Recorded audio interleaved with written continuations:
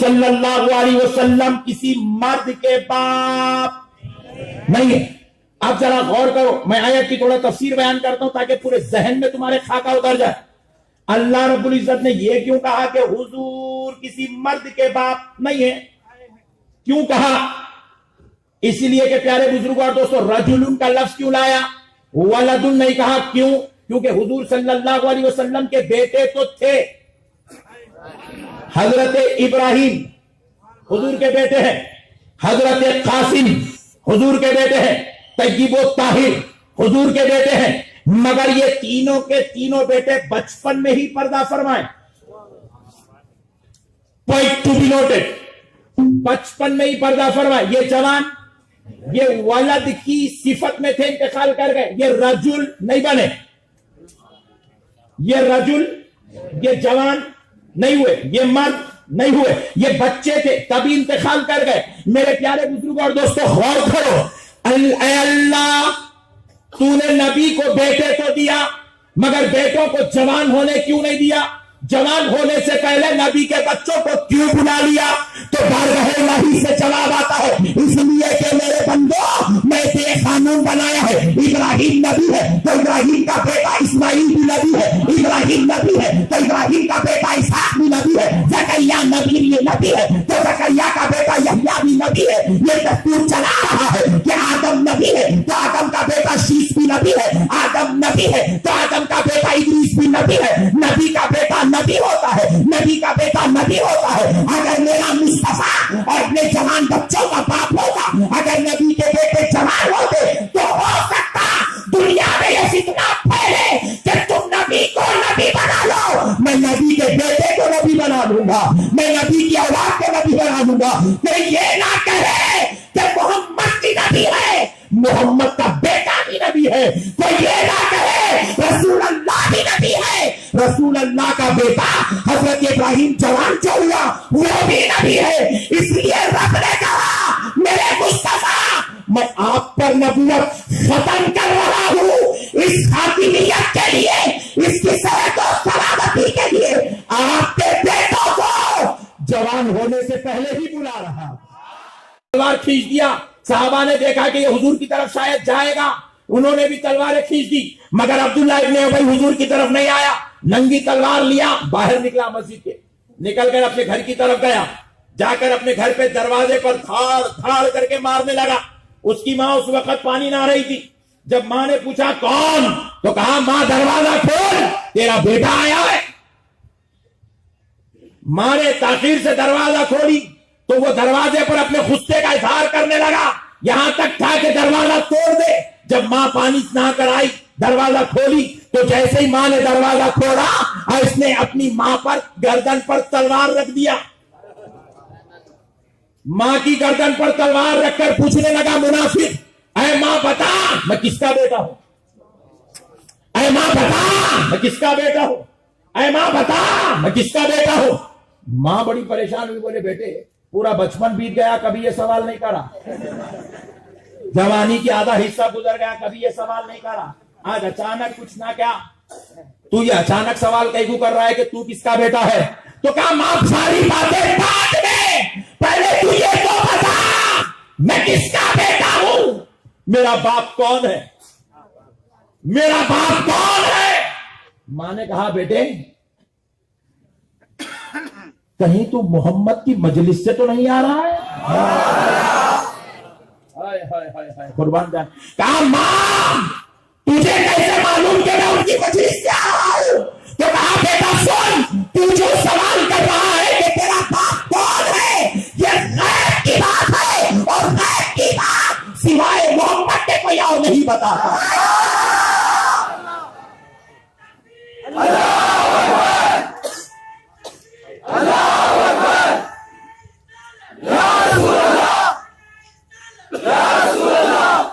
عاشق تم پیچھے بیٹھ گئے یار, آج سامنے بھی ہوں گے عاشق, مگر کیا بات ہے خاموش نہ جائے.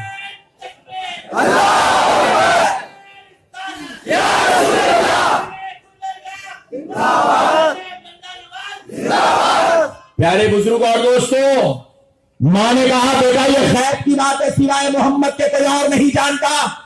تو ماں سے کہا ہاں ماں میں محمد کی مجلس سے آ رہا ہوں صلی اللہ علیہ وسلم۔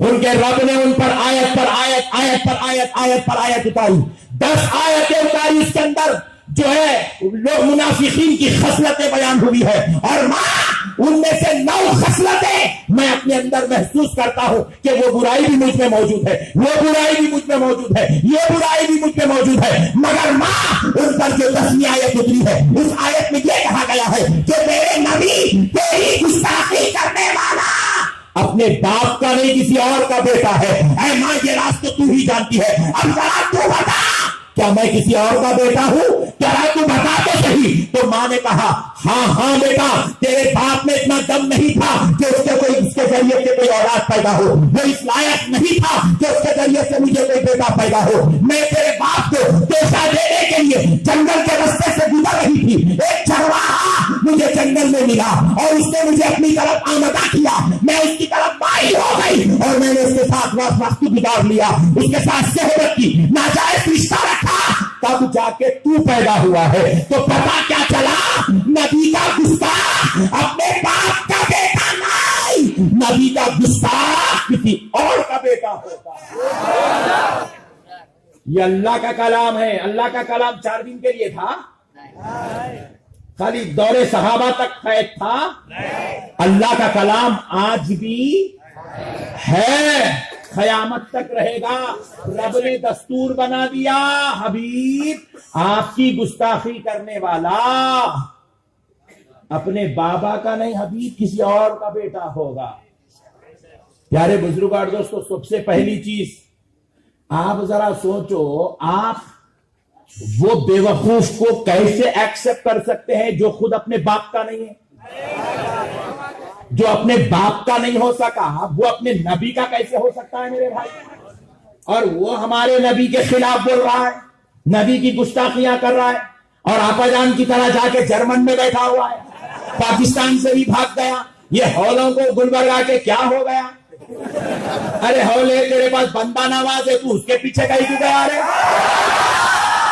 ارے تیرے پاس سراج الدین جنیدی ہے، تو ان کے پاس کہیں کیوں گیا؟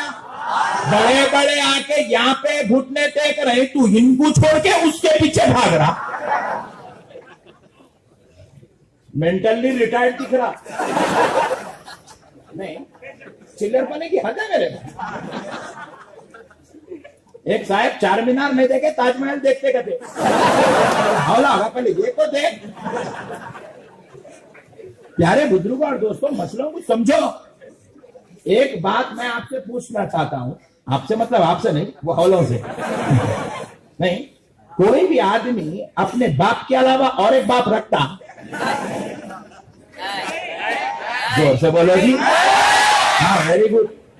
بیوی کا شوہر اور ایک شوہر رکھتا تو پھر دیوانے، تو نبی کا امتی اور ایک کو نبی کیسا بناتا ہے؟ نہیں کیسا بنا سکتے بھائی؟ ہمارے نبی خاتم النبیین ہے، اور ہم نے کہہ رہے ہیں نبی خاتم النبیین ہے، یہ بھی اللہ کہہ رہا ہے۔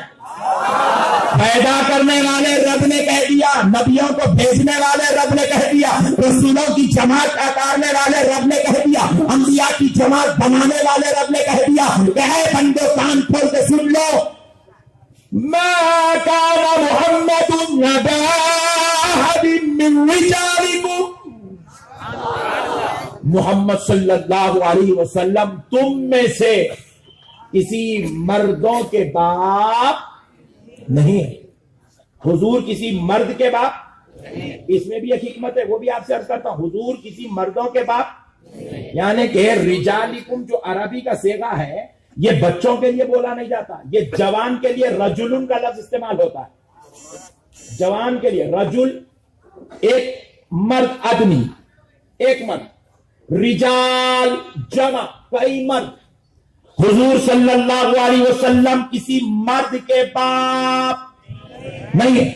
آپ ذرا غور کرو، میں آیت کی تھوڑا تفسیر بیان کرتا ہوں تاکہ پورے ذہن میں تمہارے خاکہ اتر جائے۔ اللہ رب العزت نے یہ کیوں کہا کہ حضور کسی مرد کے باپ نہیں ہے؟ کیوں کہا؟ اس لیے کہ پیارے بزرگوں اور دوستوں، رجل کا لفظ کیوں لایا، ولد نہیں کہا؟ کیوں؟ کیونکہ حضور صلی اللہ علیہ وسلم کے بیٹے تو تھے، حضرت ابراہیم حضور کے بیٹے ہیں، حضرت قاسم حضور کے بیٹے ہیں، طیب و طاہر حضور کے بیٹے ہیں، مگر یہ تینوں کے تینوں بیٹے بچپن میں ہی پردہ فرمائے. پوائنٹ ٹو بی نوٹڈ، بچپن میں ہی پردہ فرمائے. یہ جوان یہ ولد کی صفت میں تھے، انتقال کر گئے. یہ رجل نہیں بنے، یہ رجل یہ جوان نہیں ہوئے، یہ مرد نہیں ہوئے، یہ بچے تھے تبھی انتقال کر گئے. میرے پیارے بزرگ اور دوستو غور کرو، اے اللہ تو نے نبی کو بیٹے کو دیا مگر بیٹوں کو جوان ہونے کیوں نہیں دیا؟ جوان ہونے سے پہلے نبی کے بچوں کو کیوں بلا لیا؟ تو بارگاہ الہی سے جواب آتا ہے، اس لیے کہ میرے بندو میں بے قانون بنایا ہے. ابراہیم نبی ہے تو ابراہیم کا بیٹا اسماعیل بھی نبی ہے، ابراہیم نبی ہے تو ابراہیم کا بیٹا اسحاق بھی نبی ہے، زکریا نبی بھی نبی ہے تو زکریا کا بیٹا یحییٰ بھی نبی ہے. یہ دستور چلا رہا ہے کہ آدم نبی ہے تو آدم کا بیٹا شیش بھی نبی ہے، آدم نبی ہے تو آدم کا بیٹا ادریس بھی نبی ہے. نبی کا بیٹا نبی ہوتا ہے، نبی کا بیٹا نبی ہوتا ہے. اگر میرا مصطفیٰ اور اپنے جوان بچوں کا باپ ہوتا، اگر نبی کے بیٹے جوان ہوتے تو ہو سکتا دنیا میں یہ فتنہ پھیلے کہ تم نبی کو نبی بنا لو. میں نبی کے بیٹے کو نبی بنا لوں گا، میں نبی کی اولاد کو نبی بنا لوں گا. میں یہ نہ کہے کہ محمد کی نبی ہے، محمد کا بیٹا بھی نبی ہے. کوئی یہ نہ کہے رسول اللہ بھی نبی ہے، رسول اللہ کا بیٹا حضرت ابراہیم جوان جو ہوا وہ بھی نبی ہے. اس لیے رب نے کہا میرے مصطفیٰ میں آپ پر نبوت ختم کر رہا ہوں اس خاتمیت کے لیے، اس کی صحت و سلامتی کے لیے.